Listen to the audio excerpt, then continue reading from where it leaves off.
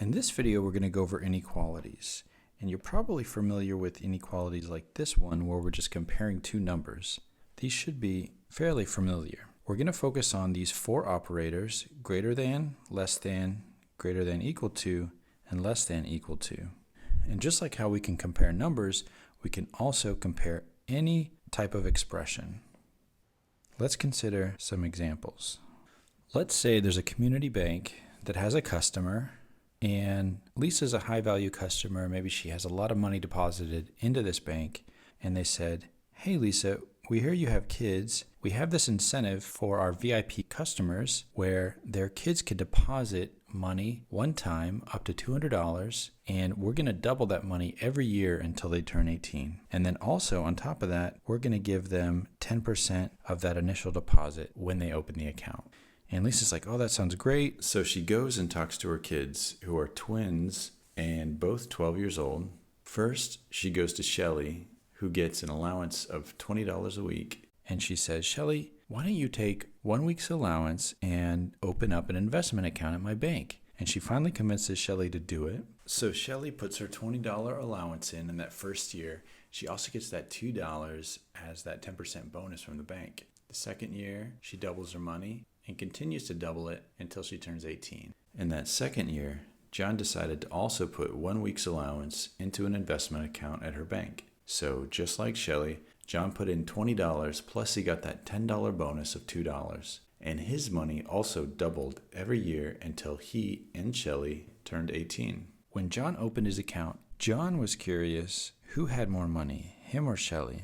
And so Lisa said to her kids, let's say x plus 2 is John's money, and she defined Shelly's money at the time of John's deposit as 2x plus 2. After she defined these two expressions, she put them in an inequality.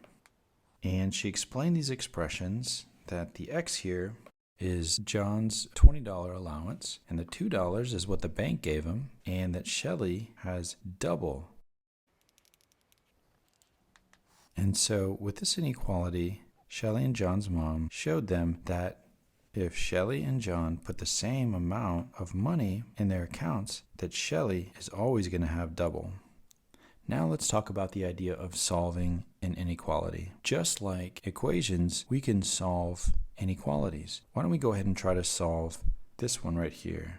And what we mean by solve here for this inequality is that we want to find the set of all values that x can be that are going to keep 2x plus 2 greater than x plus 2. So what's that list of numbers that x can be that's going to keep our inequality true? And that's what we're trying to find. Let's go ahead and rewrite our inequality.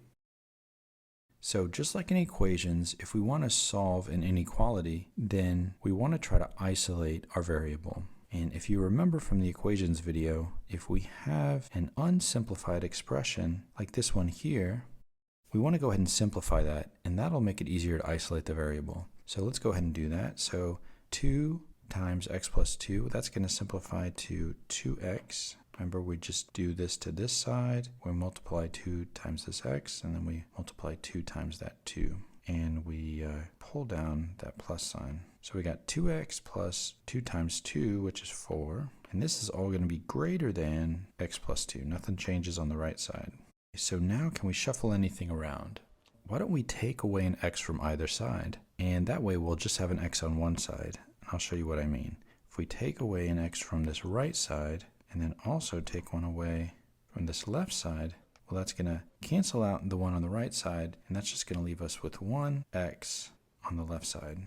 We still have our 4, our greater sign, and our 2. Okay, so we're almost there. If we just take away a 4 from both sides, these cancel out, and we're left with x is greater than 2 minus 4. That's going to be negative 2. We've solved our inequality. X is greater than negative 2.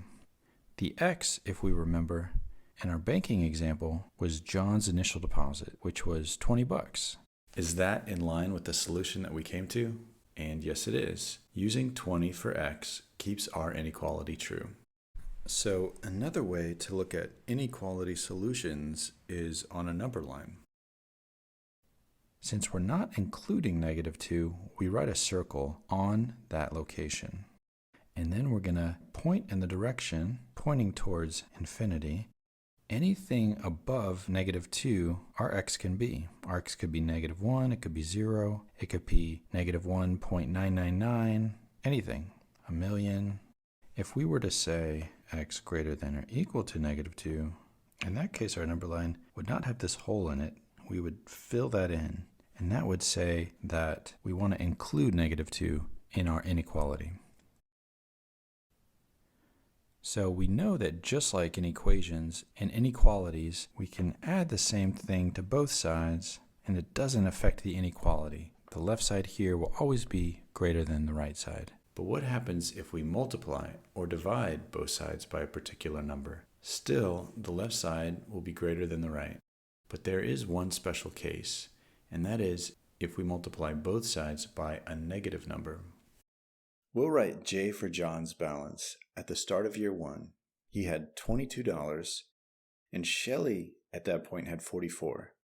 We'll call this column P for positive. Let's multiply these numbers by -1 to create our negative column, which we'll call N. So now we have our positive number line and our negative number line. When John opened his account, he had a balance of $22. So let's write a J for John over the 22 point. And at that same time, Shelley had double the amount. She had 44. Now what about the case where we multiplied their bank balances by -1?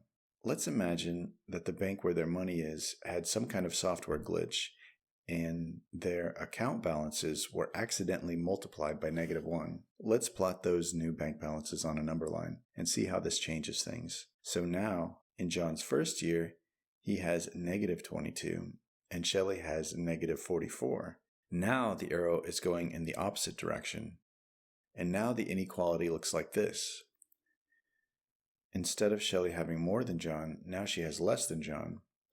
When we multiply by a negative number here, that flips the inequality operator. So John having less than Shelley became John having more than Shelley.